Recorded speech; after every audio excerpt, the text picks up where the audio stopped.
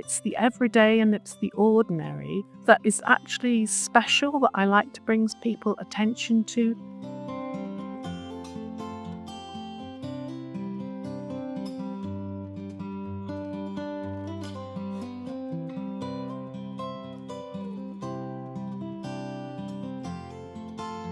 Nature's always influenced my work. I've always been interested. My father was born in a little village in Oxfordshire, and he always had profound love of the countryside and wildflowers. And so I obviously, learnt a lot from him. And I live in the most amazing place in the countryside.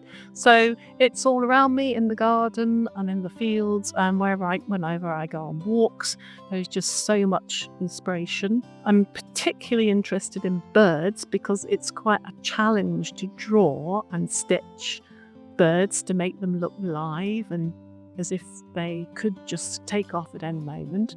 There is something about the miniature, the small things that attracts me. I think it's the detail that people don't notice. It's the everyday and it's the ordinary that is actually special, that I like to bring people attention to. When I was teaching embroidery, people used to come on to my classes and they said that they suddenly started to notice things that I hadn't noticed before, because it is that sort of attention to detail, to colour, to texture, especially texture with embroidery.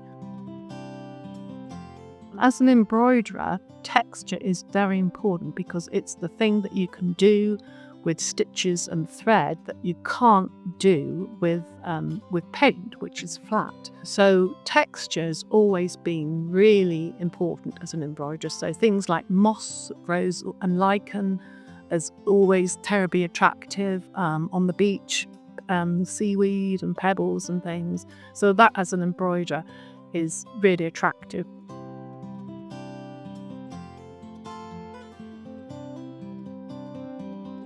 The process starts with going for a walk and seeing something in the garden or out in the fields that I particularly am interested in and I'm drawn to. So then I'll take photographs and then I start drawing. I might pick something from the garden and bring it in, or find something in the lanes.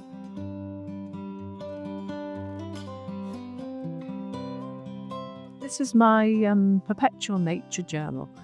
So the idea came from Lara Gastinger, who lives in America. The idea is that you have a week for each spread. So this is May the 16th to the 23rd.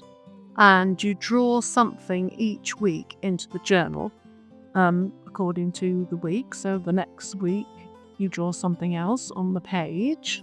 And then when the year comes round again, you draw something else onto that page. So it's an accumulation of drawings. So I now have this wonderful spread of things that are in flower in that week. It's amazing how things do come round and you do see things exactly the same each year, although sometimes it's surprising and things are early. So it's great for recording, for example, when the swifts arrive, or when you see the first butterfly or the first spring flower.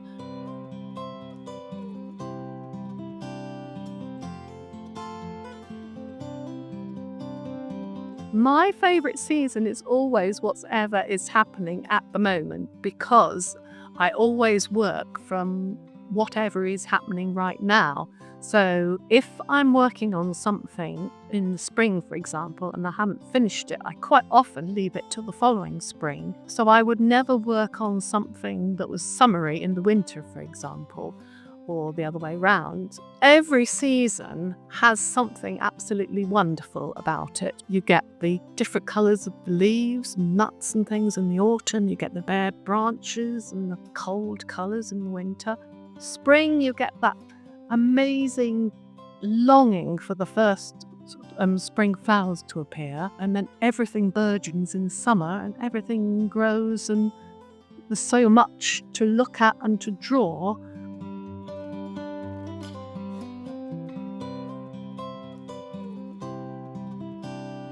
So this piece is about the changing of the seasons, going from summer into autumn.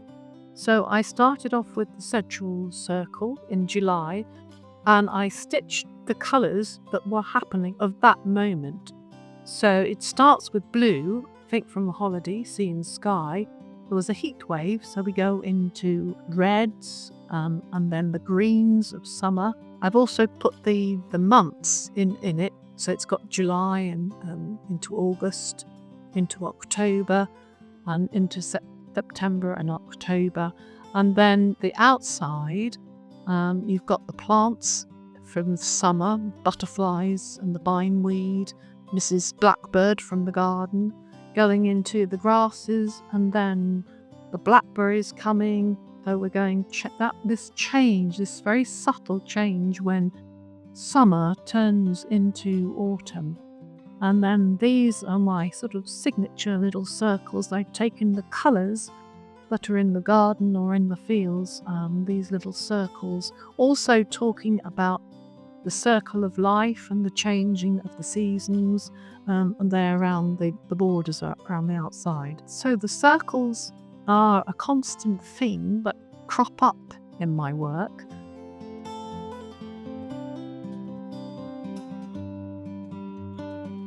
I make these little books which combine embroidery and the drawing and painting. Again, I'm fascinated by the micro world. So this is moss and lichen with little birds.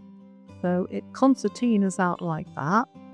And you've got a wren in 3D each end. And on the other side, you've got my information about the different things that I saw and when it all happened.